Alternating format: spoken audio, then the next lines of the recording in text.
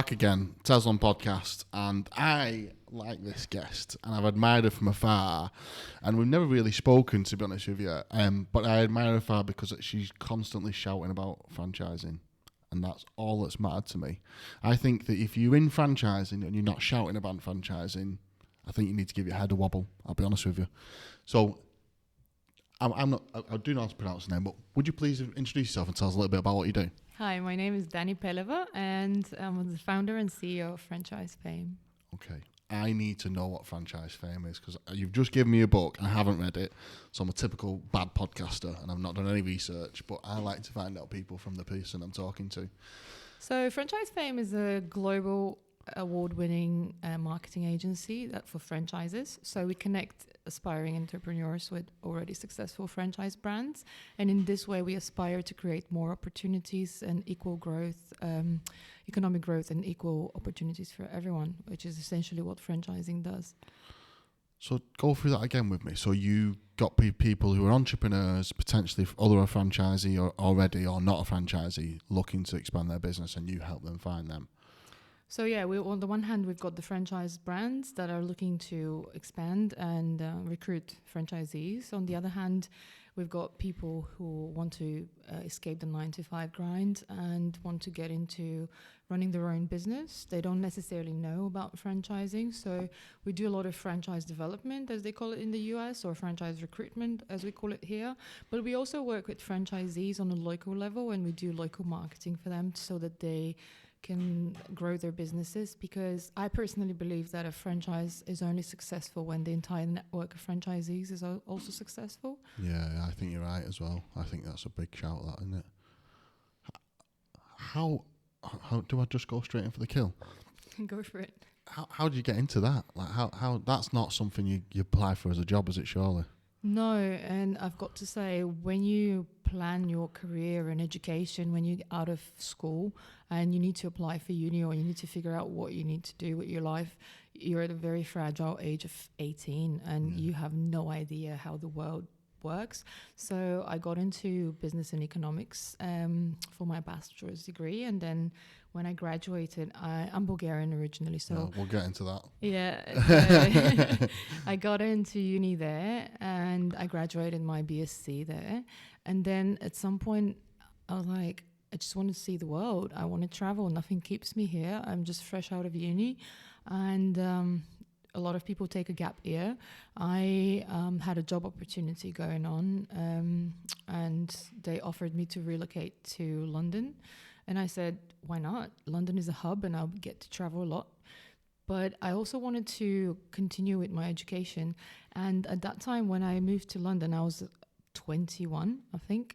I got into franchising without knowing. I just got employed by a company that was a contractor business at first, and I was with them for 6 years. And while I was with them, they transitioned into franchising, and I saw the impact franchising had on the business, because before we used to struggle with quality, contractors not arriving on time, not being dedicated to deliver the work at the same quality that we would like them to. And then we thought about franchising, and we saw the impact it had on the business, and that's how I got into franchising by chance. And I was with them for 6 years. I was the head of marketing and branding, and then at some point I felt I plateaued, and I was like, I want more.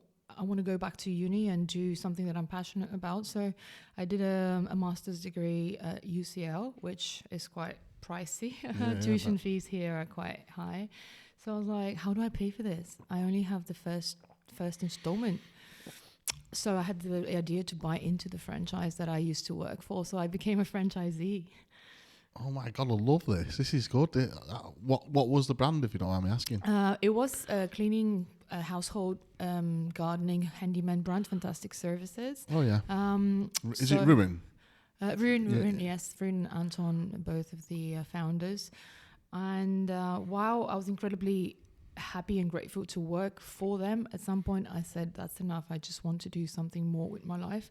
So I went back to uni, and I know the franchise community frowns upon the idea of you studying and running a franchise, because usually franchisors want you to be full on 100% dedicated on your business. But I was 4 days in school, all the time, like sleepless nights, working weekends on my business.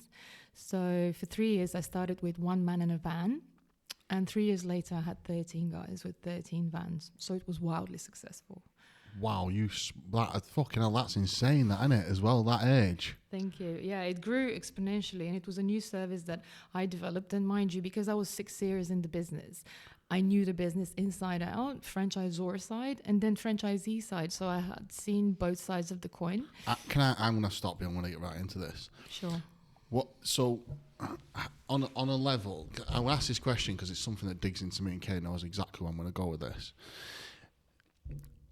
What level of sacrifice did you have to go through mentally, and sacrifices personally did you have to go through to get to that size of business at that age?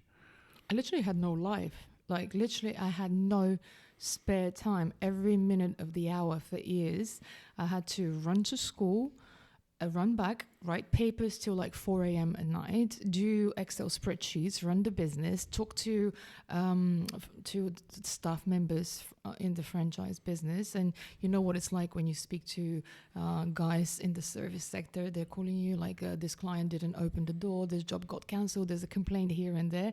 So I was literally like on the phone constantly, and my mind was constantly busy. I suffered. A relationship of mine, a personal relationship, suffered because of that, because I literally had no time for anything. So I had to split up with my partner back then.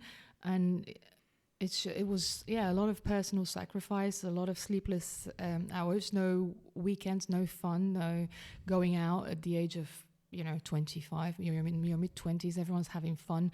You're in central London, you've got life around you. But I just wanted to succeed, and also the pressure of having to pay the next tuition fees at uni was there. So let's say I just had a lot of drivers behind me. I admire you so much for that. Thank you. So some people would say that's not good, and some people would say that's toxic or whatever, but I know what it's like to run a business and get it off the ground, and what the sacrifices you have to kind of go through. I don't think everyone's willing to do it, and I don't think everyone talks openly about it.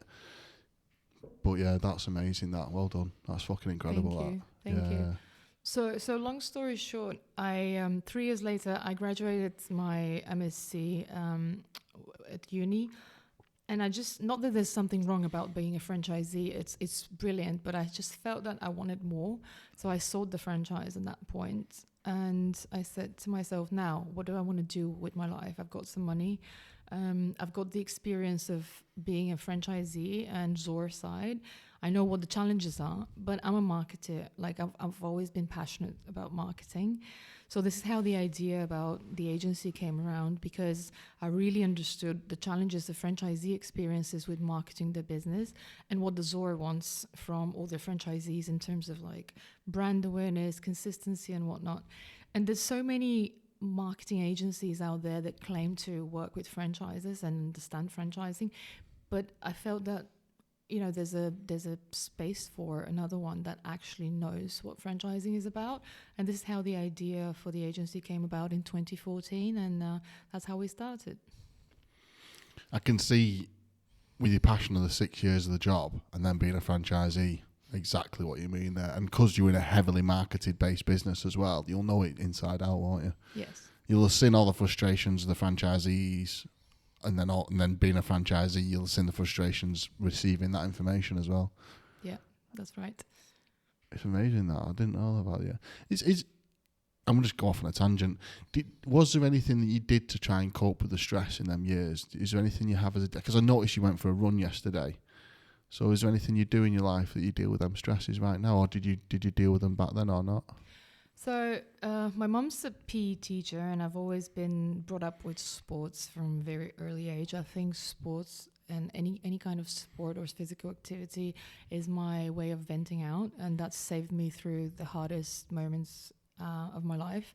So I've run or going gym. I used to do CrossFit for a very long time in my 20s and late 20s, early 30s. So sports always been just a safe haven for me, something that I can just go and take out all the negative energy and stress, and almost like feel reborn after a heavy workout. And I'm a football head as well. I played for a club until couple of years ago. I still play like friendlies with veterans every Tuesday, and so any sort of movement and anything that takes my mind off all the worries or stress or business or whatever's going on in my life, it helps. Even if it's for an hour or two, after that I just come to the problem and approach the same issue with a different view and a better mindset and a calmer version of myself. So yeah, that's sports saved me many times in my life when I've been like in my lowest. Yeah, I completely agree. I think running was a big saviour for me. But I think movement is medicine now. I think any sort of movement. I think you can go and start a run or even a walk, a head clouded completely. I mean, catastrophising. And by the end of the walk, we just don't even think about it anymore. It's interesting, isn't it? How we work as human beings. Like, it's a mad space to be in, isn't it? Yeah, and there's a perfectly sound explanation about like the serotonin and all the positive hormones, the happy hormones that we produce after we move our bodies, and it's just a natural medicine. And with the sedentary life that we live in modern times, it's just so important for us to move and dedicate some time. I know we're all busy and there's always going to be something better to do, but unless you make time for the important things in life, and one of which would be movement or practicing any sport or a hobby that makes you happy, it will have a healing and very impactful effect on your life. I love this, don't you guys? Yeah, we literally talk about this all the time.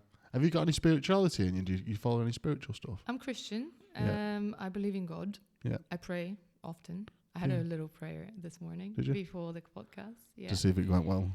Just to say thank you and just to be thankful for all the opportunities and just this blessed morning, the sunshine and all of that. And I had a spiritual quest when I was younger, maybe as a teenager, and I studied a lot of the religions out there because I was born and raised in an atheist family, so it was a choice of mine to start believing rather than kind of born into a Christian home.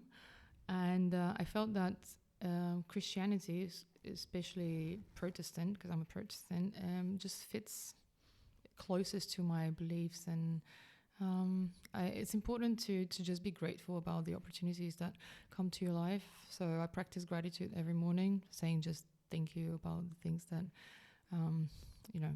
you get in life. And I think it helps to switch from a negative, empty, half empty kind of mentality to glass half full mentality, and that's also changed my mindset about things. Interesting. It's something that we talk about in this office daily, to be honest with you. I struggle practicing gratitude. I often get caught up in the heat of the moment and just think, fucking hell, why am I going through this? And then slow it right down to I'm healthy and the day's a nice day and I can get food today. And I think when you reduce them little massive problems down to just the basic things, I think it puts you back in your place, doesn't it? Yeah, exactly. Being Bulgarian and being raised in Bulgaria, I can see definitely that, and moving to the UK, I could see different cultural traits, and us Bulgarians are quite negative as people. So if, something comes around, you always think like something's going to screw up and the worst possible outcome is going to take place. So I think I'm Bulgarian. I might be Bulgarian. So maybe you are. There's a lot of negativity, and I think we owe this to like post-Soviet times and the regime back then. And I hear stories from my parents about what life used to be in socialist and communist Bulgaria back in the days. But I actively wanted to switch from having a negative mentality to actually experiencing life in a more positive way, because I knew it will make wonders and it will have a positive Come on, impact. why did you, something's happened? What's happened? Why did you change that mindset?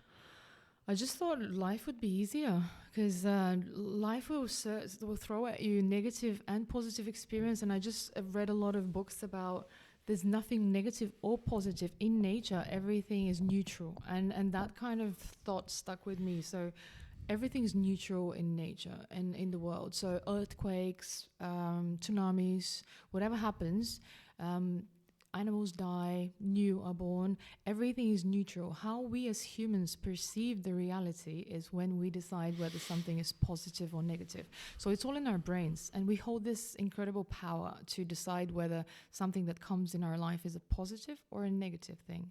And obviously certain things are very difficult to flip, but just understanding life and keeping that thing at the back of your mind, saying to yourself that reality is neutral and it's up to me to decide whether this is a good thing or a bad thing, it does help. And that's how I started the gratitude practices, like maybe 3-4 years ago during the pandemic. Actually, almost 5 years ago.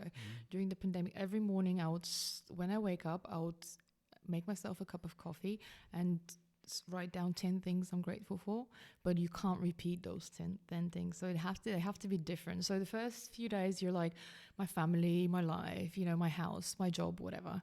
But once you cover the basics and you start really thinking about what am I grateful for today? Like I can't repeat the same stuff that I've already been grateful for. So you really need to start thinking about, I'm grateful for the lady that smiled at me at the store, or the person that was repairing the road downstairs so that there's no potholes, or just the little things. I think it's just a natural way of you programming your brain to start seeking positivity around you, and if it's a consistent effort day by day, it happens naturally. So your brain starts to look for positivity in your daily life rather than focusing on the negative stuff, and it has a huge impact on your life. I fucking love that, Dani. That's amazing, that, isn't it? Good, that. Okay. I think we need to do a little bit of this. Well, Kay already probably does, but I definitely need to do a bit. Well, I suppose... What are 10 things you're grateful for right now? Oh, I can't even think of 10. I could easily rate off 10, but yeah, I think it's a nice way to think that, and maybe I do need to practice that a bit more. I am trying to be grateful. I mean, I'm going through a divorce at the minute. It's not something I'm proud of. I don't fucking like it. It's horrible. It's the most mentally, emotionally draining thing I've ever been through in my entire life. I'm sorry to hear that. Yeah. And don't have to teach you some lessons, though, about finances, about your space and your time, how you treat people, how they treat you.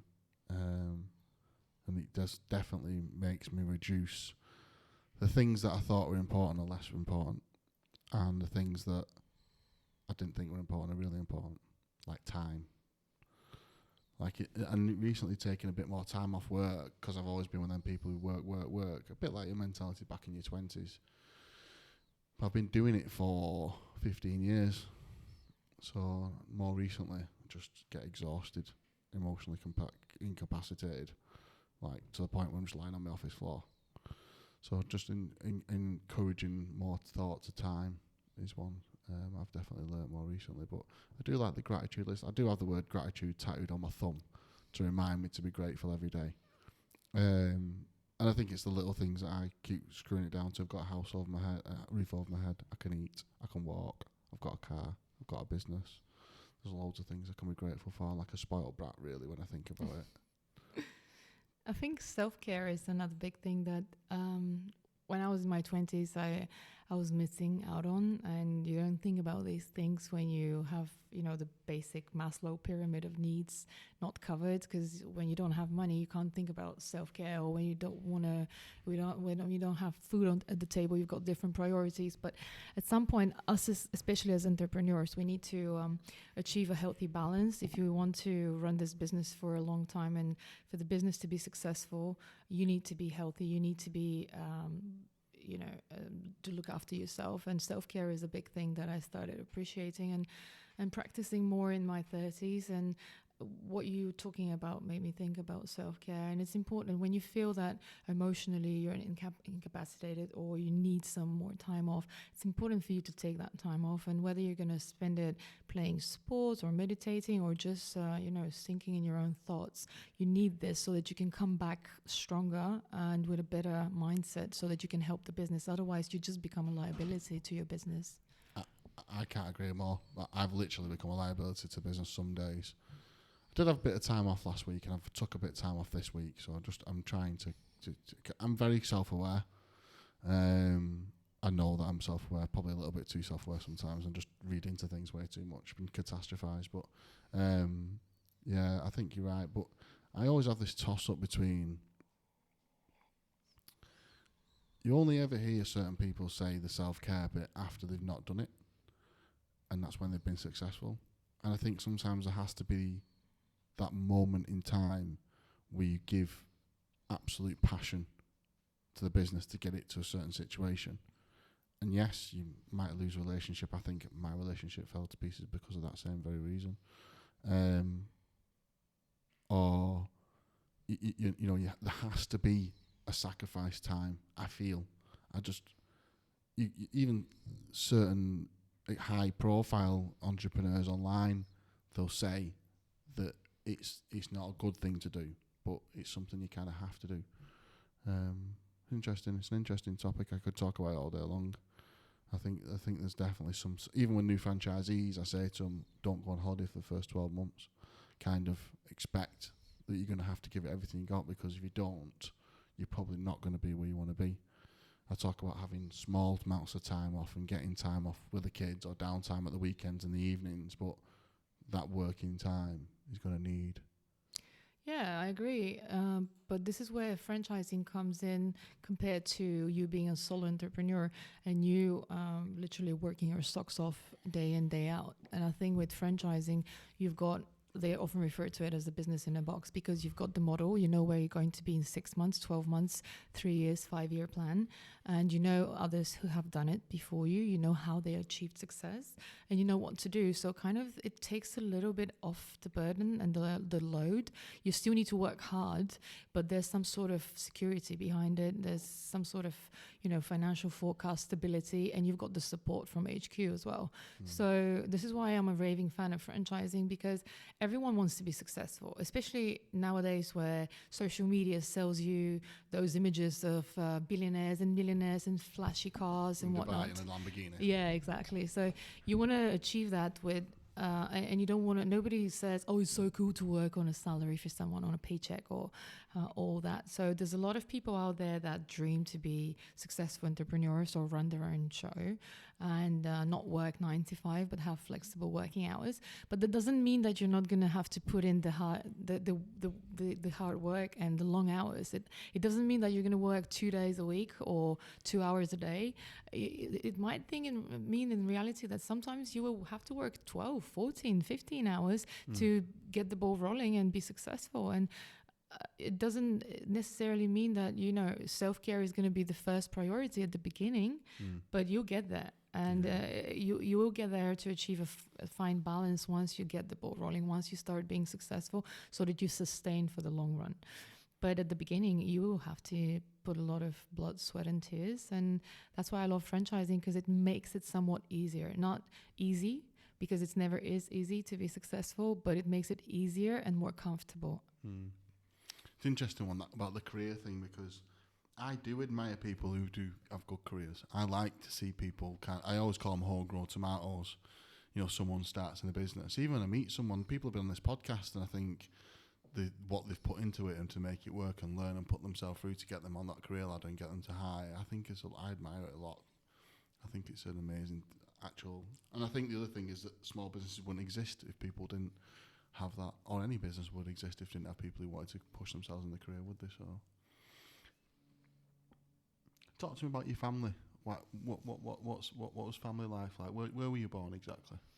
So I was born in the city of Dobrich, which is not far from Varna, the second biggest city in Bulgaria, on the seaside. My mom's from there, so as a baby, I was born there. And then my dad's from down south, close to the Greek border, from the mountains. And we were initially supposed to live in this city because there was a lot more opportunities. But then when I was born 2 months in, my parents decided to go back down south in the mountains in a tiny town, village-like, where everyone knows each other. And I was raised in a beautiful, beautiful mountain town. My childhood was running through the forest, picking mushrooms, going fishing with my dad. Beautiful childhood. My nan had a farm. So we had like homegrown veggies and fruit. So when we wanted to cook something, we would just go downstairs, pick the fresh fruit and produce from the garden, and cook these delicious, wholesome foods. Wow, sounds incredible. It was incredible. It was. I had the best childhood. And funnily enough, I think that's why I always have aspired to move to bigger cities, and I ended up in London because I've lived in a small town where everyone knows each other. It's a small community, so I always wanted to go and study somewhere bigger and with more opportunity. So I went to boarding school when I was 13, so I started living alone away from my family quite early. So what did your mum and dad do for jobs? So my dad's an engineer, but he works for a school for adolescent, juvenile. The best people. Yeah, so basically like a kids' prison for teenagers. So he's in there because he's got 2 diplomas. One is an engineer, the other one is teaching. My mom's a PE teacher, so family of teachers. You can acknowledge that it wasn't always easy because you had to be a straight A student. You had to be the best of the best of the best. So that puts a lot of pressure because they're teachers and they need to have their kids set the example so that they can then be successful, and that puts a lot of pressure on the kids. You got any sisters or brothers? I've got a younger sister. What does she do? She's a software engineer. She lives in Copenhagen, Denmark, with her partner, and she's a senior tech firm software engineer. She's very successful. Does mum and dad still live in that village? Yeah, they still live there. They still live in Bulgaria, but both of their daughters live abroad and have careers abroad. Do you see them a lot, your mum and dad? I travel back to Bulgaria every quarter, or every now and then. I'm going now for Easter, so I'm looking forward to spending some time with them. Yes. Will you go for a mooch in the woods there when you're back there? Will you go climbing the mountains and stuff while you're there? It depends on where I fly to, because my business has an office in Varna, so that's close. That's on the beach. So because I was raised in the mountains, I'm naturally drawn to beaches, and I love the water. So yesterday, the run that I had by the seaside, by the waterfront, and the quays, was amazing in Liverpool. Yeah, I really enjoyed that. I sometimes go down south where my parents' house is, and me and my dad and my mom and my sister go hiking. We are a very active family. My parents are 62, both of them. They go running at the stadium, doing laps every morning, or cycle, and they go hiking in the mountains. So to get back to your question, I think we were raised in a very sporty, active family, and I'm really grateful for that too. Yeah, I bet. It sounds like you got some real good upbringing. I love this. Amazing, that, isn't it? Yeah, and funnily enough, when I was writing the book I wrote the book during the pandemic because we had a lot of time on our hands back then, and that's how I had the idea. But one of the things that I've read about when I started doing research on how to write a book was the why question. The why. Why are you so passionate about what you do? You need to find your why. Mm-hmm. And I was like, what's my why? Why? Yeah. Why do I care so much about franchising and franchise marketing? And I started doing a little bit of digging, and I found an interesting memory that I had completely blocked. That memory, literally, I forgot all about this because it was a very young age memory. I was 6 years old, and I didn't remember that. But when I was writing the book, I came back to this. I was 6 years old, so my sister must have been 2, so a toddler. Having a teaching career in Bulgaria back then, just post-Soviet Bulgaria, was very difficult. My parents were barely making ends meet, so money wasn't enough, so we were struggling. And my parents wanted to have their own business, rings a bell. So they decided to try and as solo entrepreneurs, and because of my dad's engineering degree, he wanted to start a small luxurious furniture manufacturing company made of real wood, so like kitchens, tables, benches, anything made of with his hands and craftsmanship, basically. And he had this amazing product. They had a really nice factory. My mum was working in it. My dad was working in it. This is out of hours after the teaching job, right? So coming back home, finishing work as a teacher at 2 p.m., going to the factory, working till 10 p.m., getting completely covered in timber dust, physical work, heavy work, which meant that I had to grow up quite quickly because I was looking after my sister, and I had to learn how to cook, clean the house, run the house at the age of 6. At the age of 6, a lot of kids were running after a boat downstairs on the streets. I was like, hey guys, can you wait? Because I need to switch off the oven and the food's ready. And, that made me realize and grow up quite quickly and realize that, money is not a given. But on the other hand, I had blocked this memory because it was hard times at home. Like, we would see my parents coming back home absolutely knackered, exhausted. At 10 o'clock, we would have dinner, they would go to bed, and the whole grind would repeat on the next day. And unfortunately, 2 or 3 years later, the business had to shut down because it wasn't successful. They had an amazing product, and the furniture they did, like, all the client reviews were amazing. Like, my dad was really talented designing them and then producing them, but they never managed to scale it. I don't think they had like a go-to-market strategy, or they didn't understand anything about marketing. This is before the age of internet, so there wasn't no website or anything like that. So traditional marketing, word of mouth. And I completely forgot about this. Like, I was 6, right? So for some reason, I don't know why I blocked this memory out. I think once I started thinking about it more and more, I thought, was there any support in terms of marketing, sales, any sort of structure, like the structure franchising provides?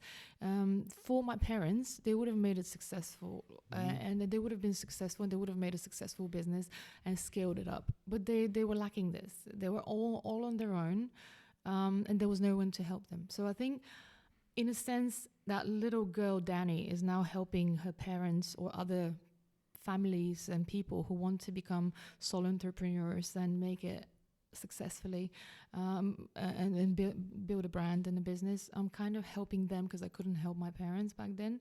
So I think this is my purpose and the real why I'm so passionate about helping small businesses and franchisees and franchises to scale up and be successful.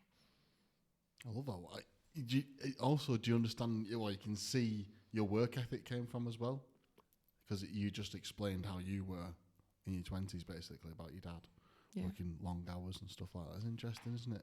How we're built, how we're constructed by our parents. Not always what they say, but what they do is generally how we are.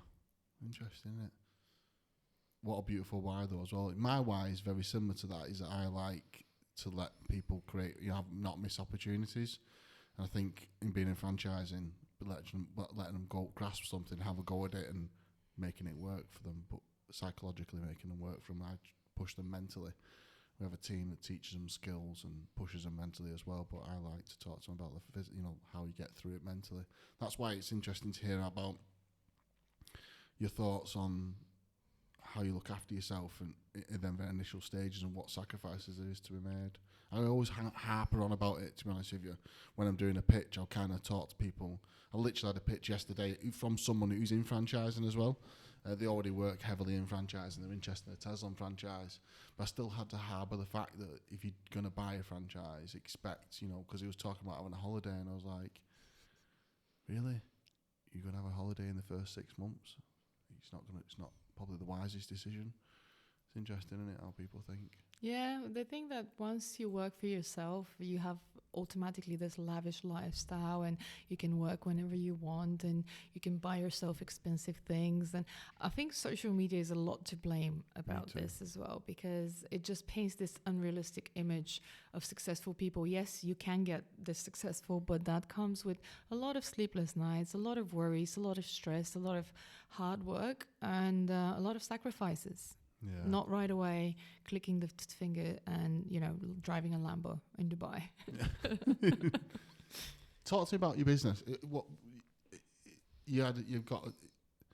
How big is your team, or do you have a team, or talk to me about your business? Interesting. I do, yes, and the success of Franchise Fame is owed entirely to that team. It's not just myself. I'm not a consultant. We're an agency, and we're a team of 20. Wow. So we've got different teams and everyone specializes in something. So we've got the client success managers that work with the clients, and they are the connectors between the clients. They translate clients' requirements to the technical team, because we know that technical people don't very well speak to business people. So we've got that in between. We also have SEO teams. We've got paid ads teams, Facebook, Google ads. We've got creatives, designers that design visuals and brochures and websites and so on. And we've got the developers that build the websites and the opportunities. We've got the copywriters. So we've got people that specialize in different aspects of franchise marketing. I need to understand that. I'm sorry, I'm just going to harp on stuff like this. Talk to me about day one. How long has it been going for now? So since 2014, 11 years. So talk to me about how did Dani at 20 odd years old create a business that's been going all that time, and what lessons you've gone through. How did you start it? What was day one like? Can you remember? Day one was like, what the heck am I doing?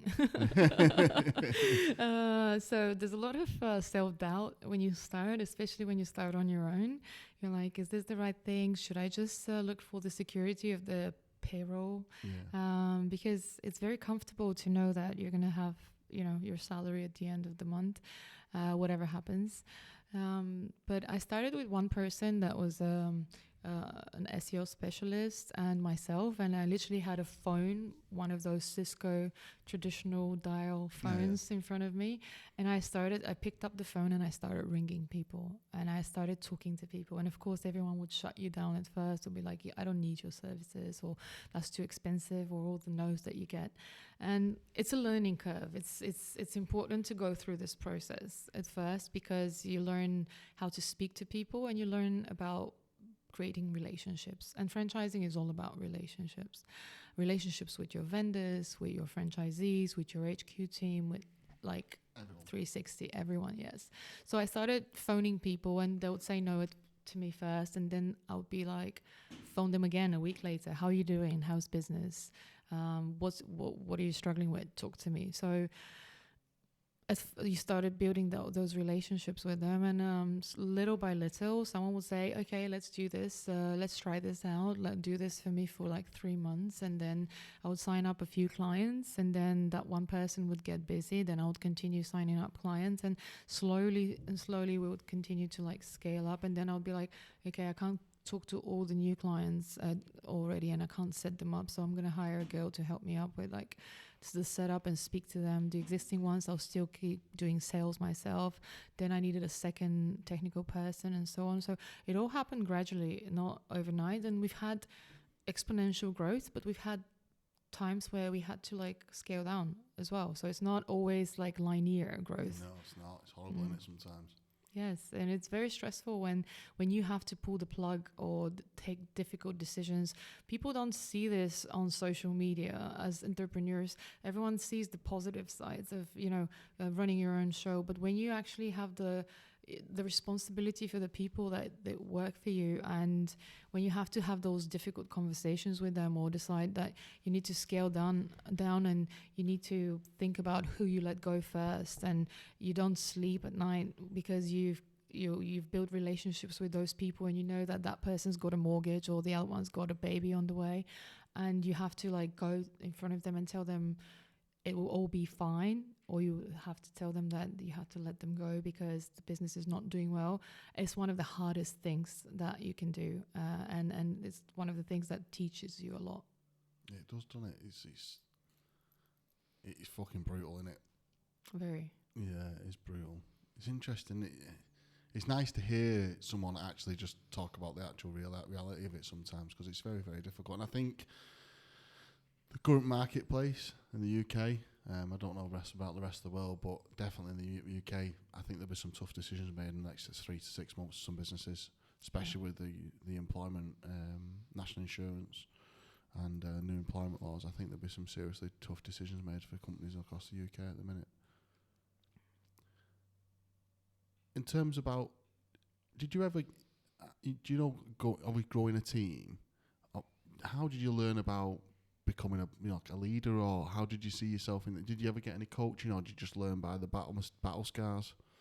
I had a few business mentors over the years. I built very interesting relationships while being at uni here at UCL doing my master's degree, because we had a lot of practitioners coming and speaking to us about business and their take on business, and they would give you your business card, their business card, and you would, connect with them on LinkedIn, and you can, follow up and go for coffee with them and just learn from people with 30, 40 years of experience in the industry that have 7-figure jobs or, 7-figure businesses.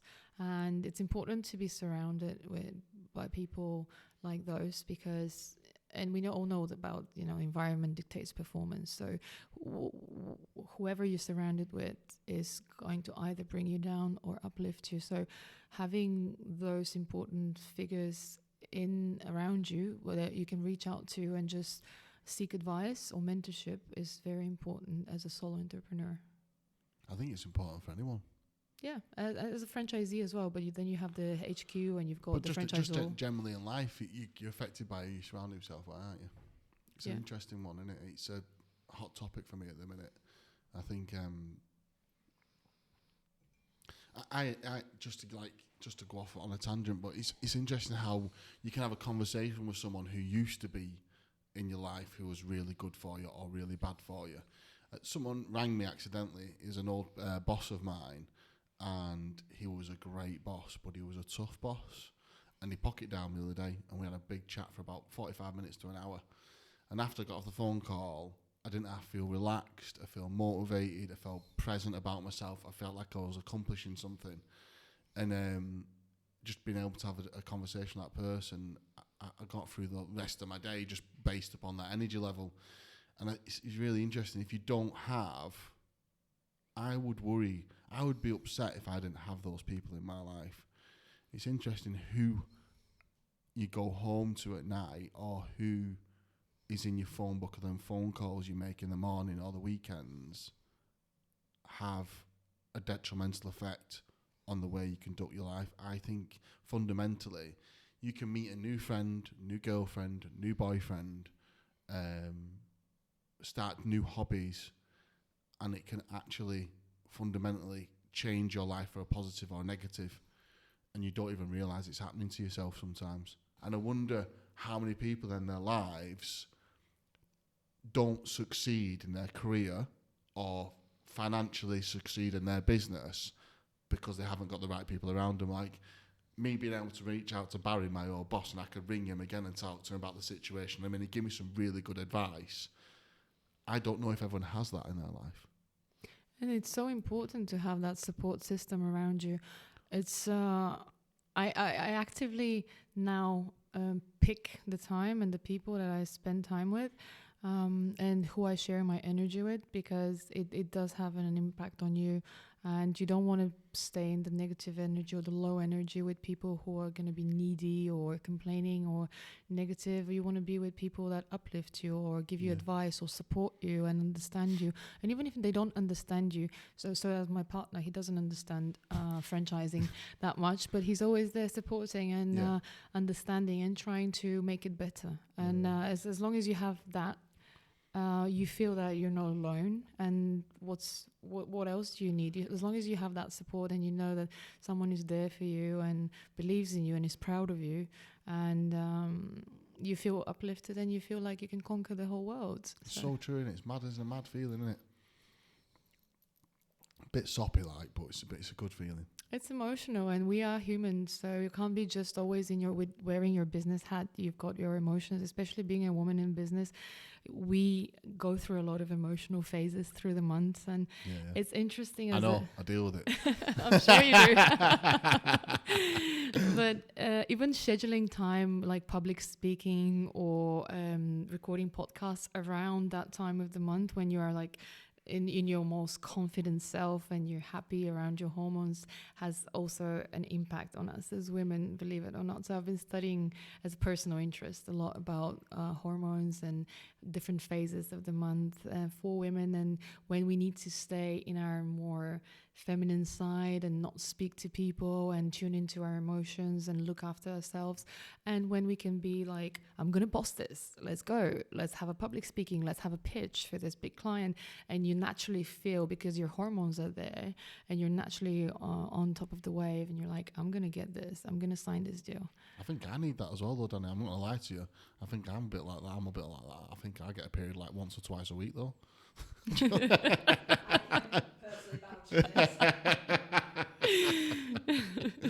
Interesting, that, isn't it cool that you should definitely do some videos around that.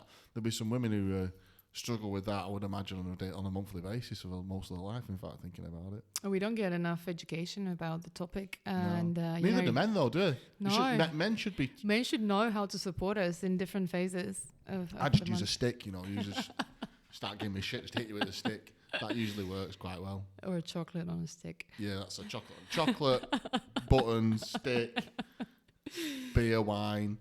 But it is a topic that needs education. I have self-educated by being surrounded by women. I'm quite lucky that the owner of this business is my mum, and I own it with her.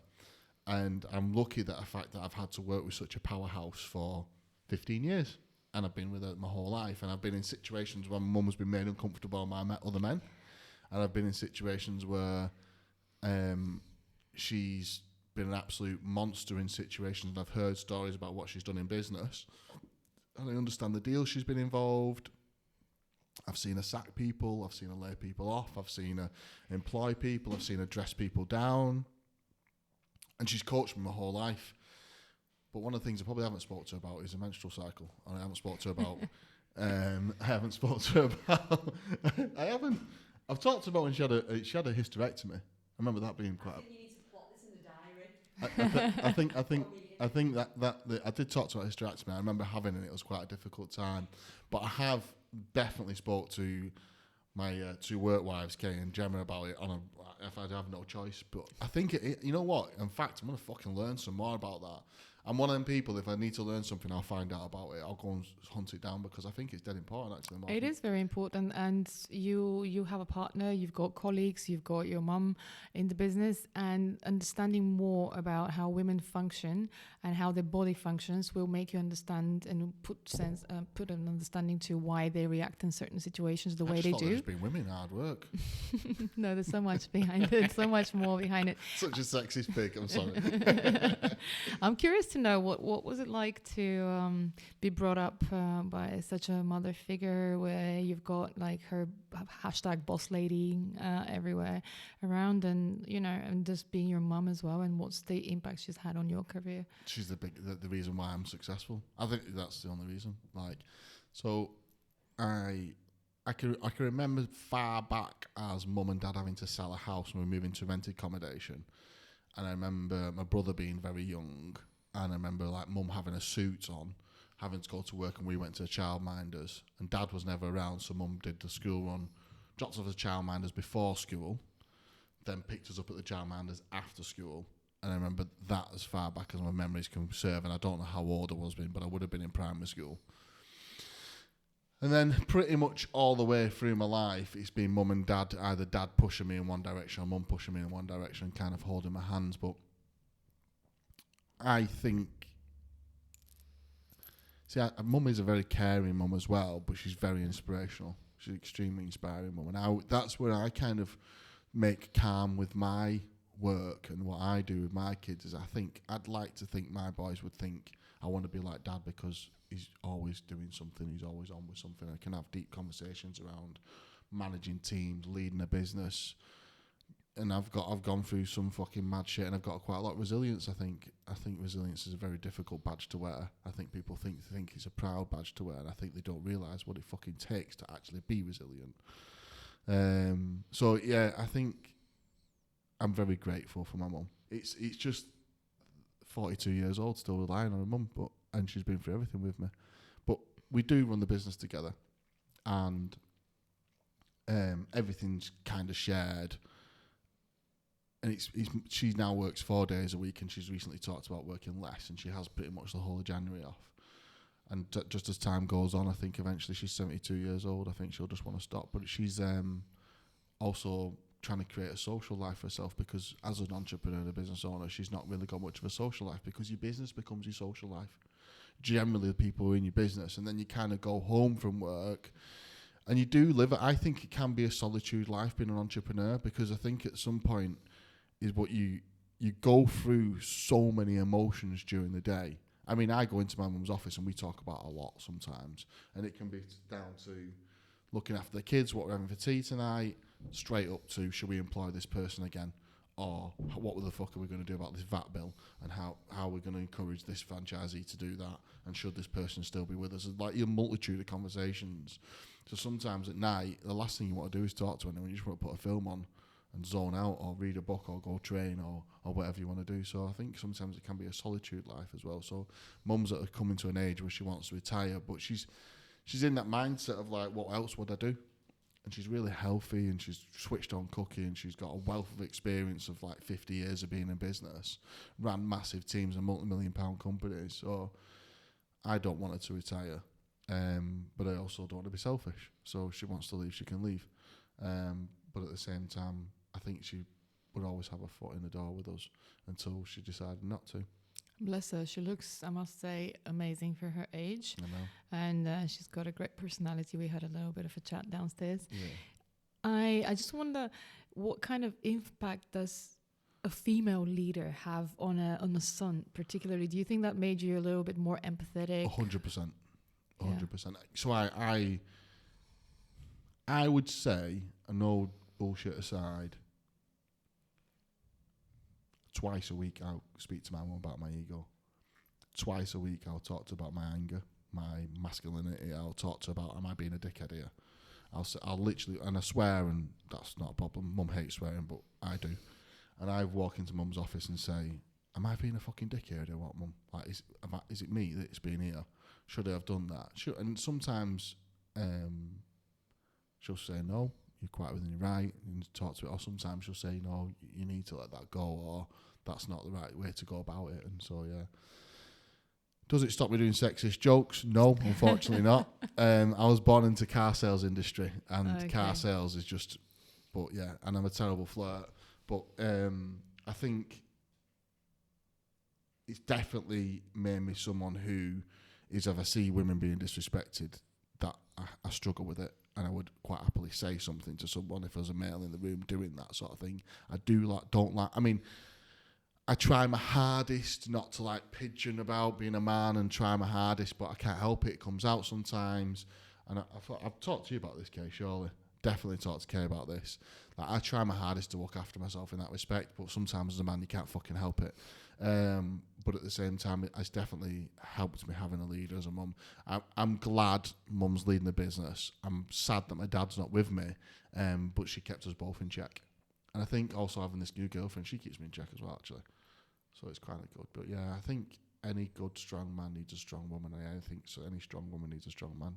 I agree. And I'm very passionate about equality, racial or gender equality. Yeah. And this is why I love franchising as well, because it gives equal opportunities for everyone. It doesn't matter whether you're a female entrepreneur wannabe, or a male, or you come from a different background or different ethnicity.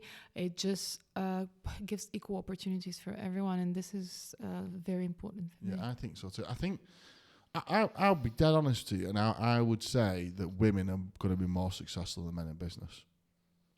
I would say, on a whole, most women are more organised than men. I would say, on a whole, women are more emotionally stable than men and can do things, go about things better. But unfortunately, a lot of men end up being mums. I mean, fortunately or not fortunately, however you want to fucking phrase that. But basically take down that role of being the home winner sort of thing. This might be really sexist. I don't give a fuck, to be honest with you. My thoughts just come running off my tongue as I'm talking. But I think generally most of the women in my life are fucking powerhouses. Like, they're like, I admire them all for whatever reasons, and their skills and their talents in their own rights. So, and then I meet a lot of men, and I admire them sometimes, but I always find faults in them sometimes about how they conduct themselves. So yeah, I think you're right to say it's nice to have a level playing ground that everyone can work on. Yeah, I agree. And we all have dualistic natures. We've got the feminine and masculine energy in us. But even on a global scale, looking at history, for example, what does this teach us? Men with their big egos fighting, creating wars around who did this and who did that. I think that if there's more women leaders ahead of countries or ahead of companies, there will be more. It will be more balanced in terms of sustainability, because we have this nurturing nature where we want everyone to be looked after or everyone to feel well. And it's not only like drive, or and don't get me wrong, there are certain times when I need to push and be in my masculine, leading a team and be like, let's get this, or let's push this through for this project and whatnot. And there's other times when I need to lean into my feminine side and feminine energy and be nurturing and understanding when a team member is going through a lot or something is happening at work, and I just need to understand and support and nurture. So I think you're probably right. That's ringing in my ears, about if there was more female leaders of countries, would be less wars, because they would consider the children the women, and men dying every day and the families being distraught and homes being smashed up, wouldn't they? Yeah. I think that's the last thing that would happen. Agreed. Interesting, that, isn't it? Makes you think, doesn't it? What's your next move? What's your next move after this? What are you going to keep growing the franchise firm? How many clients do you have now? Is it massive, big? I don't know. So the majority of our revenue comes from outside of the UK, because we are global and we've got clients in over 55 countries. Wow. So it's quite big, but I do have bolder plans for it. We started working with the US market a year ago. So we've heavily focused on the US franchising industry. We work with a few big clients there with lots of franchisees, and we've got really a big number of franchisors, but because we work with franchisees, we also have hundreds of franchisees sign up for our services. So the model is working with franchise brands, and on the one hand we work with the ZOR and we help them with generate more leads to scale up and sell more franchise territories. But we also work with the franchisor with their national marketing fund, utilizing that fund and looking after the franchisees with a national campaign for social media or Google PPC, Google Ads, local SEO, looking after the website. But in some cases, franchisees come to us and say, well, my franchisor does this and that, but they encourage us to do more local marketing. Can you help me out with just my little territory? And I don't want us to say no. It's a small client. They're going to have a lot less of a budget than a big franchise brand with 100 locations. But at the same time, historically, we've had cases where a franchisee comes, we do a good job for them. They recommend us to another Z. Then another one joins on, and then the franchisees speak highly of us to the franchisor, and then this opens the door for a conversation with the franchisor, and then the franchisor is like, oh, you've done so well with these locations, what can you do for like the whole network? So, we organically grew where we do a good job, and the best way of growing is the word of mouth, obviously, and someone recommending you for the work you've done. So we organically grew, and the company was bootstrapped from the beginning. So it's all based on recommendations and referrals and just doing a good job. Saying that, Dani, you smashed it, haven't you? Thank you. That is so. Do you go to like expos and talks and stuff? You're talking at the April Expo. You're going to an April, are you? I'm visiting. I'm not talking at the conference, but yeah, I do get invited to more like franchise conferences, like an annual franchise conference where they want some motivational talk about marketing, because the franchisees need to do marketing, and a lot of them are like, oh, whatever's done at national level is enough, but obviously the franchisor wants them to do more.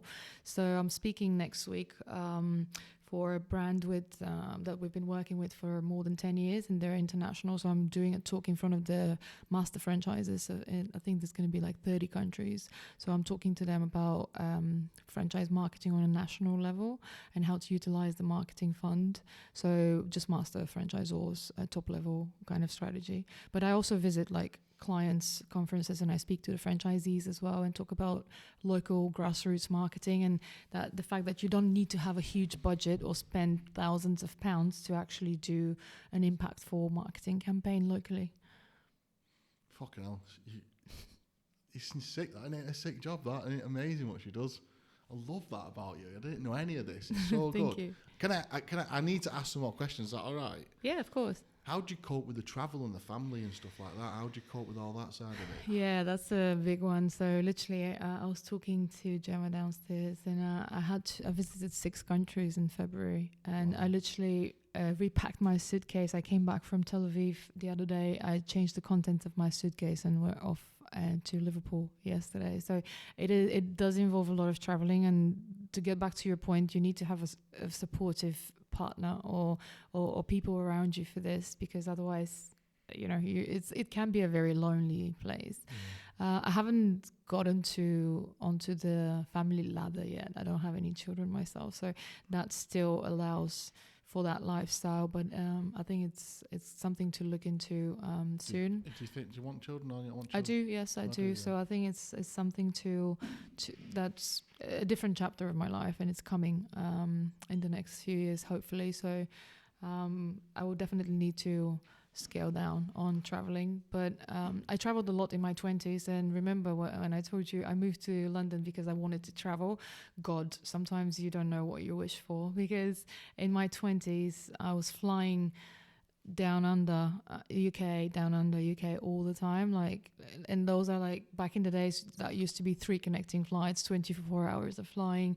Then now it's the US and all around Europe. So it can be exhausting. It can be a lonely spot because you're constantly alone with your thoughts. And I've got friends saying, how do you travel alone? How do you even enjoy this? And sometimes I would take off a holiday by myself as well, because you get so used to it that you just actually enjoy some privacy. You enjoy not talking to people. You enjoy sitting in your own thoughts and reflecting on things that you've done. Reflection is a big thing as well, next to self-care and, you know, just growing and becoming a leader is, of course, you can take on advice externally, but a big part of it is also reflecting on the things that you've done, why you did things that led to successes, and why you did things that you're not that proud of or did not lead to success, and what you could have changed. So learning from your own ways and your own mistakes and actions is also a big thing. You don't necessarily always need to seek advice externally, but also you can do that internally by looking back. That, honestly, like literally how I feel about that. I give myself time to think. I give myself reflect, and I'll pull scenarios to pieces and put them back together again. And then I'll go for a run or go and train and sort of either forgive myself or forgive them. It depends on what a narrative I end up getting to. It's interesting, that. Fucking hell, what a way of thinking. I've got a lot of time to think, especially on long haul flights. Yeah, I bet, yeah. I think I've got everything out of you I wanted. Okay. I think I've got everything out of you I wanted. I think you're an amazing character, and I definitely think the franchise industry needs you. Thank you. I think knowing someone like you travelling around the world, giving advice on marketing, I think they're in a safe hands. What an amazing character you are. Thanks for coming on, I appreciate it. Have you got anything you want to ask, Kay? Yes. So if you could give one piece of advice to a 20-year-old, so thinking back to when you were 20, that wants to start, like, create something amazing and really lean into purpose, what would that advice be? What do you wish you were told when you were 20? Environment dictates performance. Be careful who you surround yourself with. Always look to be the dumbest person in the room. Always look to have smarter people than yourself around you, because you will learn a lot from them. And just sitting surrounded and by successful people will elevate your spirit and way of thinking, and will lead you to success. It's true that, and would you even say family and friends take that into consideration as well? Oh, if your family and friends are bringing you down or not successful and just are full of negativity, you just I mean, there's still going to be your family and friends. You can pick your friends. You can't pick your family, but you can limit the exposure you got to that sort of negative energy. See, I've done that. I think I had to cut a lot of people out, not because they're toxic people. It's just because they weren't in my frame of mind for where I needed to be at the time. Still friends. I don't speak to them very much anymore, if at all. But I don't know how brave people are to do that. I don't know how brave people are willing to just go, this person no longer serves me, and even if it's a partner. Well, it's one thing to want to be successful. It's another thing to want to put in the effort and work and pay the sacrifices that you need to pay so that you're successful. Everyone wants to be successful in words. Are they really prepared to make those sacrifices and cut out people or activities of their life that they enjoy for the sake of being successful and for the future? And that's something else. It's all about discipline. And being disciplined, sports helps a lot about discipline, with discipline, and you being disciplined is also very important for your success in business. So true. I think I'm done. Okay, mic drop. Yeah, amazing. Fucking hell, what a podcast that was. I didn't expect that, did you? Wowza. Fucking hell. You smashed that. Oh, thank you.